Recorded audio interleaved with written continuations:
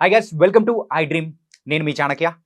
మరి ఆర్జే కర్ మెడికల్ కాలేజ్లో జరిగిన దుర్ఘటన గురించి కూడా మనం ఎన్నో రకాలుగా ఎన్నో యాంగిల్లో కూడా మాట్లాడుకున్నాం. కానీ లేటెస్ట్ అప్డేట్స్ విషయానికి వస్తే మాత్రం సుప్రీంకోర్టు సుమోటోగా ఈ కేసుని స్వీకరించిన తర్వాత చాలా ప్రాధాన్యత అనేది కూడా సంతరించుకుంది. మరి లేటెస్ట్ అప్డేట్స్ గురించి మనతో మాట్లాడడానికి ప్రియా చౌదరి గారు మనతో పాటు ఉన్నారు. మరి ఆ లేటెస్ట్ అప్డేట్స్ ఏంటి, ఎంతవరకు వచ్చింది అనేది ఆవిడ అడిగి తెలుసుకుందాం. Hi ma'am. మరి లేటెస్ట్ అప్డేట్స్ ఈ విషయంలో ఏం జరుగుతుంది? మరి సుమోటోగా స్వీకరించింది మరియు సుప్రీంకోర్టు స్వీకరించిన తర్వాత ఆ హీరింగ్ అనేది కూడా ఈరోజు మార్నింగ్ అనేది కూడా మనం చూసాము. మరి ఆ లేటెస్ట్ అప్డేట్స్ ఏంటి? ఆ బెంగాల్ ప్రభుత్వానికి మరి చంద్రచూడ్ గారు విసిరిన సవాళ్ళు కానీ ఆ ప్రశ్నల వర్షం ఏంటో మీరు చెప్తే ఇంకా బాగుంటుంది. నేను కూడా యాక్చువల్‌గా ఏ ఇష్యూ ఒకటి ఇలాంటి ఇప్పుడు సంఘటన జరిగినప్పుడు నేను ఒకటేసారి స్పందిస్తాను. నేను మళ్ళీ మళ్ళీ మాట్లాడను. కానీ దీని మీద మాట్లాడడానికి కారణం ఏంటంటే, ఆడపిల్లల యొక్క దుస్థితి ఇవాళ బయట మనం చదువుల కోసమని పంపిస్తే ఎంత దయనీయంగా ఉందో ప్రతి ఒక్క పేరెంట్ తెలుసుకోవాలి. ఓకే. ఇక్కడ బాధ్యతారాహిత్యం ఎవరిది ఉంది చెప్పండి? ఇవాళ ఆహ్, ఆహ్, ఆ వెస్ట్ బెంగాల్‌లో ఉన్నటువంటి ఆ మెడికల్ కాలేజ్, ఆ కాలేజ్‌లో ఎన్నో సంవత్సరాల నుంచి దారుణాలు జరుగుతున్నాయి. కొన్ని వేల మంది స్టూడెంట్స్ దాని నుంచి బయటికొస్తున్నారు. వచ్చినా కూడా గత 15 థర్డ్ టైమ్ 10 ఇయర్స్ నుంచి అక్కడ జరిగేటటువంటి అకృత్యాల్లో ఎంతమంది స్టూడెంట్స్ లోపలికెళ్తున్నారు? ఎంతమంది స్టూడెంట్స్ బయటకొస్తున్నారు? బయటికి వచ్చిన వాళ్ళు నోరు విప్పలేదు. లోపలికి వెళ్తున్న వాళ్ళు దాన్ని భరిస్తూ అలాగే ఉన్నారు.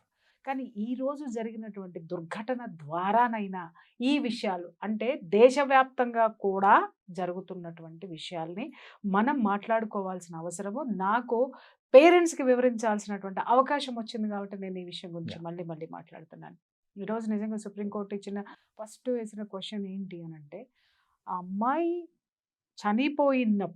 చనిపోయిన తరువాత పోస్ట్‌మార్టం అయినటువంటి వెంటనే ఎన్ని గంటలకు? ఈవినింగ్ 8:40కి నాకు తెలిసి క్రిమేషన్ ఆ టైంలో ఎవరు చేయరండి. 6 తర్వాత అంత్యక్రియలు జరపడం అనేది జరగదు. మహా అయితే మరీ లేట్ అవుతుంది అనుకుంటే ఎక్కడన్నా 7 లోపు కంప్లీట్ చేసేస్తారు నంబర్ 1. రెండో విషయం ఏంటి అనంటే అనాథ శవాలైతేనే ఆ టైంలో ఎవరు ఉండరు కాబట్టి చేస్తారు. కానీ ఆ అమ్మాయి పేరెంట్స్ అక్కడే ఉన్నారు. వాళ్ళకి కనీసం వాళ్ళకి ఆ అమ్మాయిని చూపించేటటువంటి అవకాశం కూడా ఇవ్వలేదు వాళ్ళు. పోలీసులు ఇవ్వలేదు. తర్వాత పేరెంట్స్ అక్కడికొచ్చిన తర్వాత ఇంకొక క్వెషన్ కూడా సుప్రీంకోర్టు ఏసింది. 3 గంటలు పేరెంట్స్‌ని ఎందుకు వెయిట్ చేయించారు అని అడిగింది. ఇది కీలకమైనటువంటి ప్రశ్న. దీనికి సమాధానం చెప్పాల్సినటువంటి అవసరం ఉంది. ప్రతిదానికి అక్కడ ఉన్నటువంటి ద గ్రేట్ కపిల్ సిబాల్ గారు ఒక మాట మాట్లాడుతున్నారు. దీన్ని రాజకీయం చేయకండి అని. రాజకీయ పరంగా నువ్వొచ్చు వాదించడానికి. కానీ ప్రజల తరపు నుంచి, బాధితురాల తరపు నుంచి అక్కడ అత్యున్నత న్యాయస్థానము, దేశంలో ఉన్నటువంటి అత్యున్నత న్యాయస్థానంలో ఉన్నటువంటి ప్రధాన న్యాయమూర్తి కూర్చొనున్నాడు. ప్రతిదానికి ఆయన అదే ఉద్ఘటిస్తున్నాడు. అరే మేము అన్నీ సబ్మిట్ చేసాం కదండీ, మీరు దీన్ని రాజకీయం ఎందుకు చేస్తున్నారు అంటే అక్కడ ఎవ్వడు రాజకీయాలు చేయలా. అక్కడ వాళ్ళు మాట్లాడింది పరిపాలన గురించి, అధికారులను ప్రశ్నిస్తున్నప్పుడు, ముఖ్యమంత్రిని ప్రశ్నిస్తున్నప్పుడు, పరిపాలన మీద ప్రశ్నిస్తున్నప్పుడు రాజకీయం అనేటటువంటి మాట ఇతని నోటి నుంచి ఎందుకు వస్తుందనేది నాకు అర్థం కానటువంటి క్వశ్చన్. రెండో విషయం ఏంటి అనంటే క్లియర్‌గా అడిగారు. 3 గంటల పాటు ఆ పేరెంట్స్‌ని ఎందుకు వెయిట్ చేయించారు అంటే, చూడండి అమ్మాయి మెడికో అండి.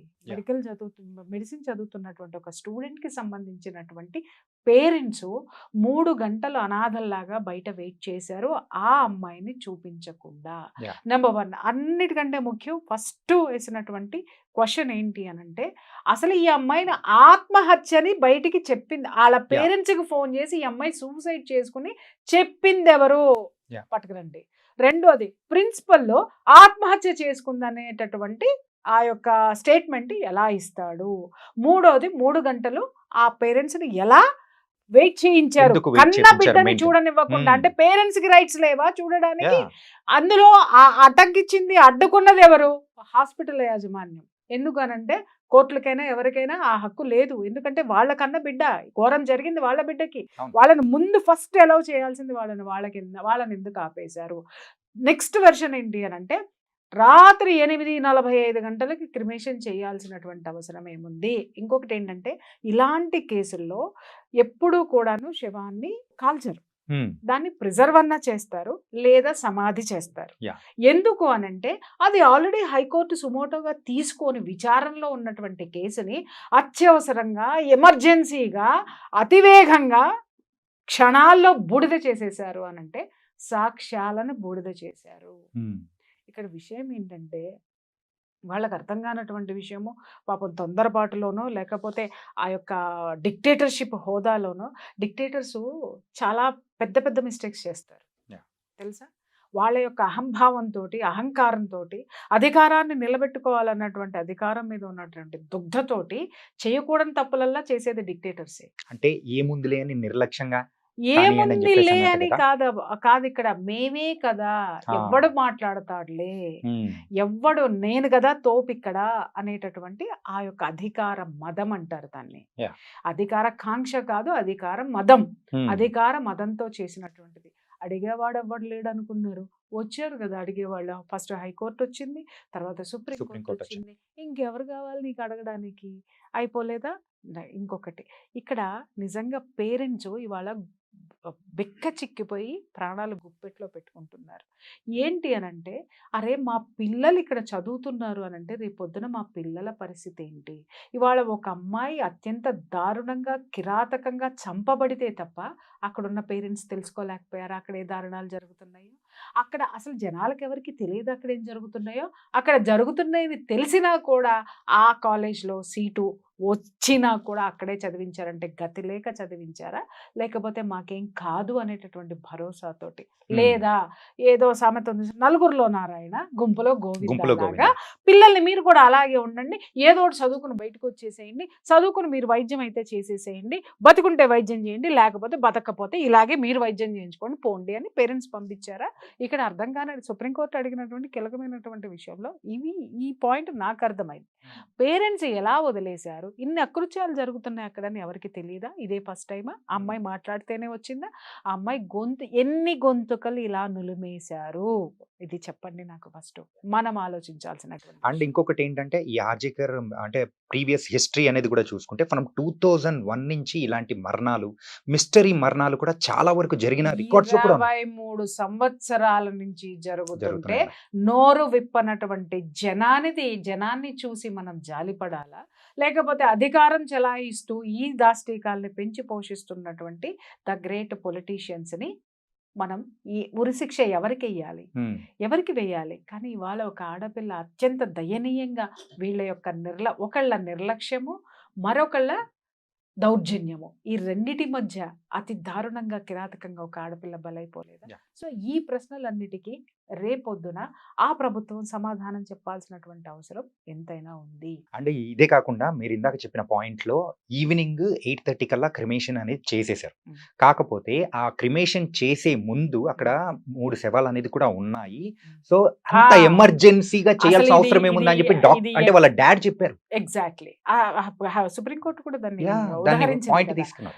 అక్కడ 3 శవాలు అక్కడ ఉండగా, అంటే ముందర ఆల్రెడీ ఆ టైమింగ్స్ పెట్టి ఉంటారు, అవి పక్కన పెట్టి మరి మా అమ్మాయిది చేసేశారు అని చెప్పేసి అని, అంటే నేను చెప్పాను కదా సాక్ష్యాలను కాల్చి బూడిద చేశారు. కాల్చి బూడిద చేయడానికి ఆ కమిషన్ దాన్ని వాడుకున్నారు అనమాట. అక్కడ జరిగినటువంటి విషయం అది. అడిగేవాడు ఎవ్వడు లేడనుకున్నాడు, వస్తాడు భగవంతుడికి ఏదో ఒక రూపంలో వస్తాడు. మనం అదే మాట్లాడుకుంటున్నాం.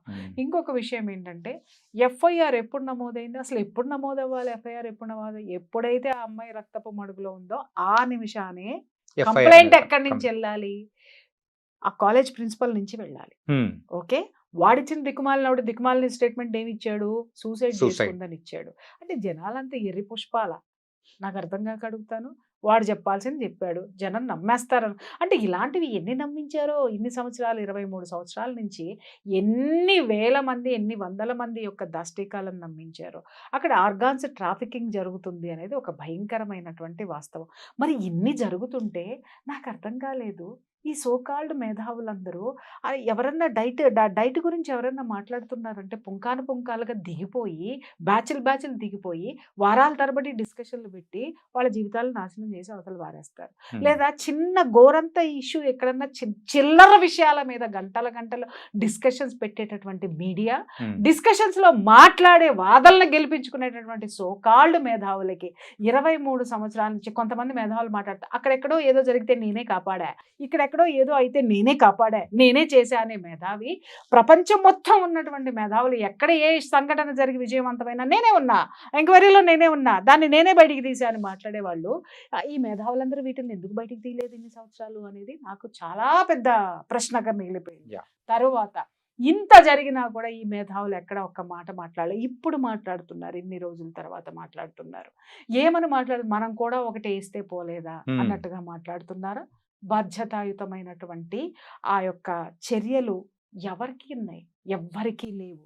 కాబట్టే ఇవాళ ఇంత నిర్లక్ష్య ధోరణి ఎవరిలో ఉంది? జనంలో ఉంది. Hmm. ఆ జనంలో ఉన్నటువంటి నిర్లిప్తత, నిర్లక్ష్య ధోరణిని నిజంగా చెప్తున్నాను, ప్రకృతి అస్సలు బేర్ చేయలేదు.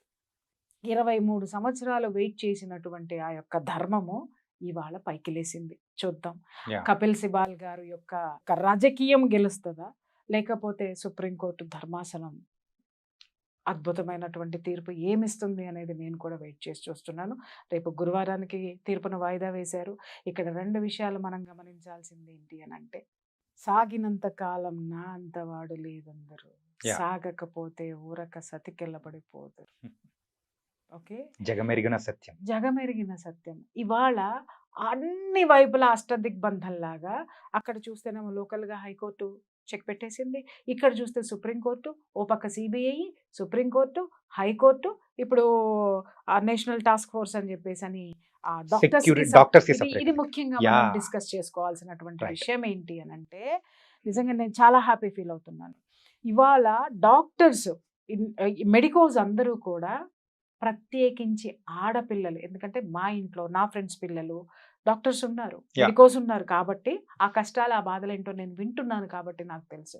వీళ్ళకి 72 అవర్స్ ఏకధాటిగా డ్యూటీ అనేది వేస్తూ ఉన్నారు. డ్యూటీ వేసేస్తారు. Yeah. ఆ డ్యూటీ వేసేటప్పుడు అండి ఒక్కొక్కరు చెప్తారు 7-8 ఫ్లోర్లు ఉంటాయంటండి Hmm. బిల్డింగ్స్.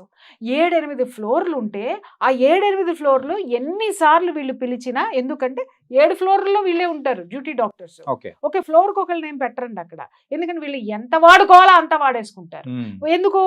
ఎందుకంటే ట్రైనింగ్ పేరుతోటి జీతం బత్తం లేనటువంటి జీతగాళ్ళు. ఇంకొకటి ఏంటంటే వీళ్ళకి ఒక 40,000 50,000 జీతాలు ఇస్తున్నాము అని చెప్పేసి అని రాయించుకొని, మళ్ళీ తిరిగి 40 జీతం మాత్రం వీళ్ళకి బ్యాంక్ అకౌంట్లో పడేది 50,000, మళ్ళీ 40,000 క్యాష్ తీసుకొచ్చి వీళ్ళకి ఇచ్చేసేయాలంట, రిటర్న్ ఇచ్చేయాలి. కేవలం 10,000 మాత్రమే ఇలా గొడ్డు చాకరీకి వాళ్ళు నెలకి సంపాదించుకునేది. మళ్ళీ ఇక్కడి నుంచి పేరెంట్స్ ప్రతి నయా పైసా ఇక్కడి నుంచి పంపించాలి. రాష్ట్రం దాటినటువంటి ఆడపిల్లలండి, అక్కడ ఉండేటటువంటి రెంట్లు ఎంత ఉంటున్నాయి, వాళ్ళు చదువుకునేటటువంటి పేరెంట్స్కి దూరంగా ఉంటారు, ఒంటరితనంతో ఉంటారు, హాస్టల్స్లో ఉంటారు, హాస్టల్స్లో ఉండలేని వాళ్ళు బయట అపార్ట్మెంట్స్ తీసుకొని ఉంటున్నారు. వాటి రెంట్స్ వీళ్ళకి ఇక్కడ ఏదైనా జరిగిందంటే చెప్పుకోవడానికి పేరెంట్స్కి దూరంగా ఉంటారు. వాళ్ళు చెప్పుకోవాల్సింది ఎవరికి? ఫ్రెండ్స్కి మాత్రం. ఇంకొకటి ఏంటంటే 72 అవర్స్ 32 అవర్స్ వేస్తున్నారు అని అంటే, ఇక్కడ ఉద్దేశం ఏంటి? వాళ్ళకి చాలా మంది నేను చెప్పాను కదా, నా ఇంట్లోనూ నా చుట్టుపక్కల ఫ్రెండ్స్ పిల్లలు కూడా ఉన్నారు. వాళ్ళు చెప్పేది ఏంటి అని అంటే, వీళ్ళకి ప్రొఫెసర్స్ ఉంటారు చూసారా, గ్రడ్జ్ అంటండి వీళ్ళ మీద.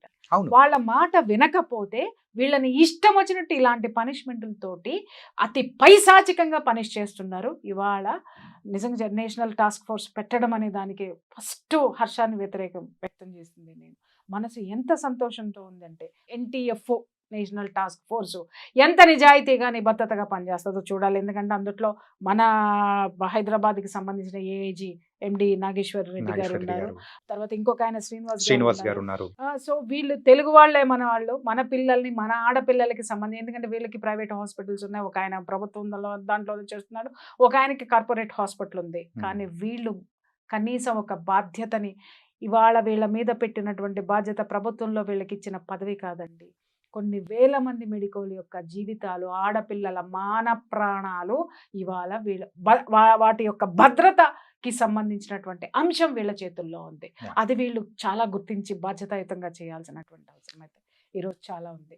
నిజంగా వాళ్ళకి పెట్టే టార్చర్లు ఏంటి అని అంటే, వీళ్ళు వాష్రూమ్స్ ఉండవు సరిగ్గా. అవును. ఎంత భయంకరమైన విషయం. డే అండ్ నైట్ అండి. వాళ్ళు డ్యూటీలు చేస్తున్నప్పుడు వాటర్ తాగితే వాష్రూమ్‌కి ఎక్కడెళ్ళాల్సొస్తదోనని వీళ్ళు గొంతు మాత్రమే తడుపుకుంటారు తప్ప సఫిషియంట్ మనకి చెప్తారు మళ్ళీ వీళ్ళు. రోజుకి ఇన్ని లీటర్ల వాటర్ తాగండి, టైంకి అన్నం తినండి, సన్‌లైట్‌గా ఉండండి, ఇంకొకటి ఉండండి. నేను అడుగుతున్నానండి. ఈ మెడికోస్ అందరిని పాపం అడగండి. సన్‌లైట్ అంటే ఏంటో వాళ్ళకి తెలుసేమో. ఎందుకంటే డే అండ్ నైట్ డ్యూటీలేస్తారు. ఆ తర్వాత డే ఎలా ఉంటదో, నైట్ ఎలా ఉంటదో తెలియక అలసి సొలసి పడిపోతారు. నేను ఇట్లాగే మా ఫ్రెండ్ వాళ్ళ పాపను అడిగాననమాట. ఏమ్మా నీకు అసలు ఎంత చక్కగా ఉండే పిల్ల ఎలా అయిపోయిందో. ఏంటి నాన్న అనంటే, ఆంటీ అక్కడ ఉన్న వంట మనిషి అతి భయంకరంగా పెడుతుంది మాకు. ఎందుకంటే మన రాష్ట్రం కాదు, వేరే రాష్ట్రానికి సంబంధించిన వంటలు అనంటే, అట్లా కాదు నాన్న నీకేది ఇష్టమో వచ్చిన తర్వాత చెప్పు. నువ్వు చేయించుకోవచ్చు కదా పనమ్మాయితో అంటే, ఏంటి ఆంటీ వచ్చిన తర్వాత వాళ్ళతో చెప్పి చేయించుకునేంత ఓపిక మాలో ఉంటదా? ఎప్పుడు ఈ రూమ్‌కెళ్ళిపోతామా? ఎప్పుడు పడుకుందామా పడుకునేసేద్దామా? అని. వాళ్ళక్కడికి వెళ్ళిన పడుకుని తర్వాత కూడా కంటి మీదకి కునుకు ఇలా వాలిపోతూ ఉంటే కళ్ళు ఎప్పుడు మూసేసుకొని పడుకునేద్దామా? కనీసం తినేటటువంటి ఓపిక కూడా వాళ్ళకు ఉండట్లేదు. రైట్. బలమైనటువంటి ఆహారాలు ఏం తీసుకోవాలో మనకి సజెషన్ ఇస్తారు. హ్మ్. కానీ వాళ్ళకి ఆ వెసులుబాటు లేదు. సరైన ఆహారం లేదు, నిద్రలు లేవు, వాళ్ళకి సంబంధించినటువంటి ఆ యొక్క ఫెసిలిటీస్ లేవు. ఆడపిల్లలు ఇవాళ చిత్రవద ఎవరైనా అనుభవిస్తున్నారంటే మెడికోస్. అండ్ ఫస్ట్ ఇయర్‌లో మీరు చెప్పినట్టు ఆ ఫస్ట్ ఇయర్‌లో ఉన్నంత నరకం మరెక్కడా ఉండదండి. ఫస్ట్ తర్వాత ఇయర్ కాపోతే నుంచి ఫస్ట్ మొదలుపెడితే యాహ్! వీళ్ళు ఎన్ని సంవత్సరాలు చదువుతారో ఈ ఫస్ట్ ఇయర్ తర్వాత పీజీ తర్వాత దాంట్లో స్పెషలైజేషన్, స్పెషలైజేషన్ తర్వాత సూపర్ స్పెషలైజేషన్, సూపర్ ఫెస్ట్. దాని తర్వాత పిహెచ్డీలు, దాని తర్వాత డాక్టరేట్లు, ఏది ఉన్నా వీళ్ళ బతుకు ఇట్లనే హ్మ్. గడిచిపోతుంది. చూద్దాము ఈ సంఘటనతోటైనా వీళ్ళకి ఒక మంచి భవిష్యత్తు రావాలని మాత్రం ఆకాంక్షిద్దాం. కానీ ఒక డాక్టర్‌గా అయితే నేను ఒక వేరే వాళ్ళతో మాట్లాడినప్పుడు డాక్టర్స్ చెప్తున్నది ఏందంటే, మా సెక్యూరిటీ పర్పస్‌గా ఒక యాక్ట్ అనేది తీసుకొనొస్తే చాలు అని వాళ్ళు అడుగుతున్నారు. అదొక్కటే Exactly. తప్ప నేను ఏం అడగట్లేదు అంటే వాళ్ళు. ఇక్కడ రెండు both sides of the coin ఉన్నాయి. యాహ్! ఇక్కడ దయచేసి మీరు ఎవరు ఏమనుకోవద్దండి, మాట్లాడుతున్నాను. చాలా గవర్నమెంట్ హాస్పిటల్స్‌లో నేనే డాక్టర్స్‌ని రిక్వెస్ట్ చేసి ఆ తర్వాత నా వల్ల కాక అరచిన క్షణాలున్నాయి. హ్మ్. ఈ పేషెంట్స్ వస్తూ ఉంటారు. విపరీతంగా ఎమర్జెన్సీ కేసులు వస్తే నిర్లక్ష్యం చేసినటువంటి గవర్నమెంట్ డాక్టర్స్ ఉన్నారు. ప్రైవేట్ హాస్పిటల్స్‌లో ఇది జరగదు. ఎందుకంటే వాళ్ళకి డబ్బు కావాలి, అటెన్షన్ కావాలి, అన్నీ కావాలి. కానీ ఇక్కడ నిర్లక్ష్యం చేసినటువంటి డాక్టర్స్‌ని కూడా నేను చూశాను. హ్మ్. కానీ నిబద్ధతగా పనిచేసేటటువంటి డాక్టర్స్ మీద దౌర్జన్యం చేయటాన్ని మాత్రం నేను ఎప్పటికీ ఖండిస్తాను. యాహ్! ఎందుకంటే డాక్టర్ లేకపోతే నీ ప్రాణం ఎక్కడుందయ్యా? హ్మ్. డాక్టర్ కాపాడకపోతే మనం లేము. రైట్. డాక్టరు ఈజ్ భూమి మీద ఉన్నటువంటి దేవుడితోటి నేను పోలుస్తాను నేనైతే యాహ్! మాత్రం. అందరూ అదే పోలుస్తారు. అటువంటి డాక్టర్స్‌ని మనం పూజించవలసినటువంటి డాక్టర్స్ కూడా అలా చేయొద్దు పేషెంట్ల పట్ల. అలాగే ఎవరైతే ఉన్నారో వాళ్ళ మీద దౌర్జన్యాలనేవి మాత్రం నిజంగా బిక్కుబిక్కుమంటూ వాళ్ళ చేతులు ప్రాణాలు గుప్పెట్లో పెట్టుకొని ఉండాల్సినటువంటి పరిస్థితులు. వీటన్నిటి నుంచి బయటకొచ్చి ఒక మంచి వాతావరణము, ఆరోగ్యకరమైనటువంటి వాతావరణము ఈ ఆరోగ్యశాలల్లో ఉండాలని మాత్రం మనస్ఫూర్తిగా కోరుకుంటున్నాను. నిజంగా thank you so much ma'am. Updates ఎంత క్లియర్‌గా అండ్ మన తెలుగు ప్రేక్షకులకు కూడా అర్థమయ్యేటట్టు చాలా క్లారిటీగా చెప్పేశారు. Thank you so much. So అది గైస్, మరి అప్డేట్స్ ఏంటో మనకు అర్థమైపోయింది కదా. సుప్రీం కోర్ట్ ఎన్నో కీలకమైన వ్యాఖ్యలు అనేది కూడా చేసింది అని దీని హీరింగ్ అనేది కూడా మరి గురువారం రోజు కూడా ఉండబోతుంది. మళ్ళీ మరొక ఇంటర్వ్యూతో మళ్ళీ కలుద్దాం. అంతవరకు take care. This is your Chanakya. See you.